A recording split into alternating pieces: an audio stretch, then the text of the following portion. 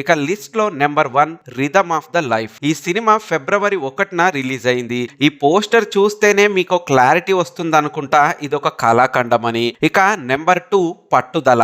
మన అజిత్ గారి సినిమాలు ఈ మధ్య పెద్దగా వర్కౌట్ అవ్వడం లేదు. ఫిబ్రవరి 6న వచ్చిన ఈ పట్టుదల సినిమా 250 కోట్లకి పైగా బడ్జెట్ పెట్టి తీస్తే 130 కోట్ల కలెక్షన్స్ తో భారీ డిజాస్టర్ గా నిలిచింది. ఇక నెంబర్ 3 తండేల్. ఫిబ్రవరి 7న వచ్చిన ఈ సినిమా మంచి టాక్ సొంతం చేసుకొని నాగ చైతన్య కెరియర్ లోనే హైయెస్ట్ కలెక్షన్స్ తీసుకొచ్చింది. 75 కోట్ల బడ్జెట్ తో తెరకెక్కిన ఈ సినిమా 100 కోట్ల మార్క్ నైతే చేరుకుంది. ఇక నెంబర్ 4 ఒక పథకం ప్రకారం. సాయిరామ్ శంకర్ సముద్రకని నటించిన ఈ సినిమా కూడా ఫిబ్రవరి 7న రిలీజ్ అయింది, కానీ అడ్రస్ లేకుండా పోయింది. Next number 5 Laila.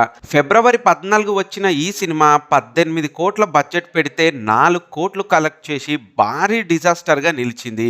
ఈ సినిమాతో మన విశ్వక్సేన్ అన్నకున్న బలుపు కూడా తగ్గిందని చాలా మంది క్రిటిక్స్ అయితే కామెంట్ చేశారు.